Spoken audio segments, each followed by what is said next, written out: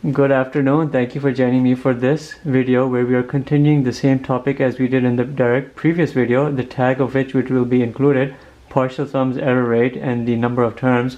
Here we're looking specifically at this new concept and extension of the previous video. How many terms are needed for this specific series 1 over n squared from 1 up to infinity for the partial sum to be within 0.001 error rate? What does that mean? You're doing here a 1 over 1000 multiplied by 100. You're looking at a 0.1 percentage error. How many terms would that be? Well, think of everything as you do with the integral procedure, and that is what will lead everything off. Limit as t approaches infinity from n up to that t. 1 over x squared. Now you know what the benefit of this integral procedure was, in addition to just the basic integral test. When you integrate this, you know you have minus 1 over x. And you have t to n. When you're doing the definite integral procedure, you have minus 1 over t minus 1 over n. This zeroes out because 1 divided by infinity is 0. You're left here with 1 over n. This 1 over n now has this extra property of helping you determine the number of terms needed for your partial sum to fall within a certain error rate. This 1 over n now, you bring it into this little relationship 0.001. You solve for that n. N is going to be greater than or equal to at least 1000 terms. So you want to do at least a partial sum using 1000 terms. You would be doing like this from 1 up to 1000, 1 over n squared, and then you would add these up. If you do these 1000 terms, you would have a value here which would be a 0.1% error rate from the true actual value had you gone all the way up to infinity. And that right here is the new concept we're showing you in this particular video. This added benefit the integral procedure provides you in determining the number of terms needed to fall within a certain error rate. Let's look at one more slightly difficult question. How many terms are needed for this series? The partial sum to fall within an error of 0.01. What is your series going from 2 up to infinity? 1 divided by n natural log n squared.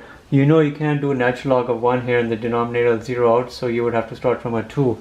How many terms would you need for that error to be 0.01? You know 0.01 is 1 over 100, which is a 1% error rate. That's what we're talking about, a 1% error rate.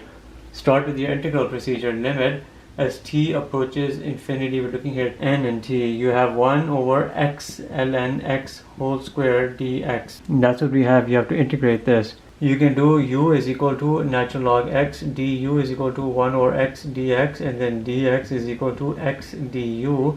u1, u2, this is a u substitution. u1 would be natural log of n. u2 would be natural log of t.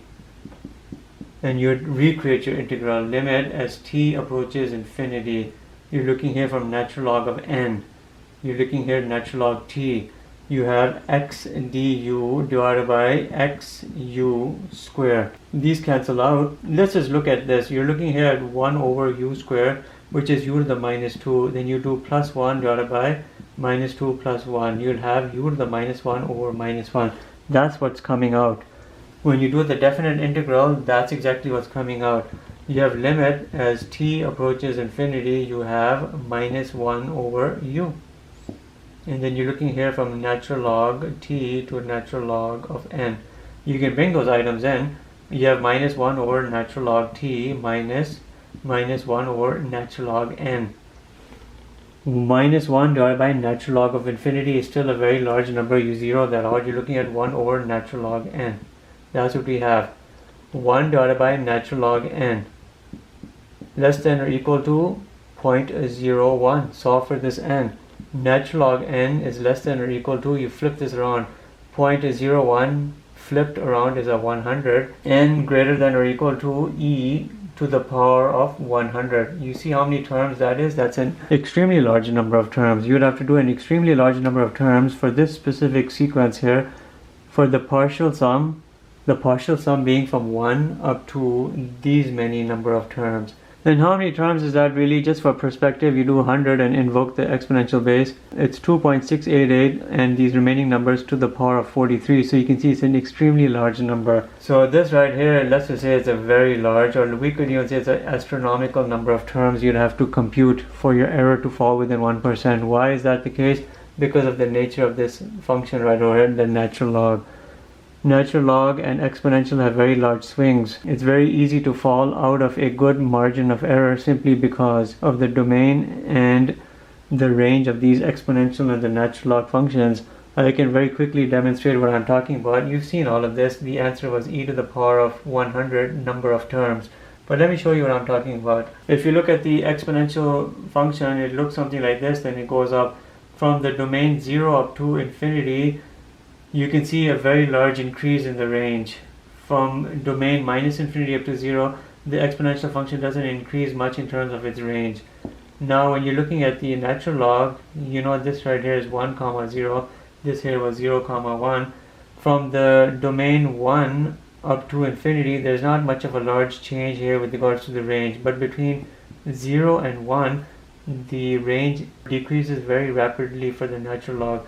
Here it's this exact opposite. From 0 to infinity, the range increases very rapidly for the exponential. And we remember what our answer was, e to the power of 100 terms.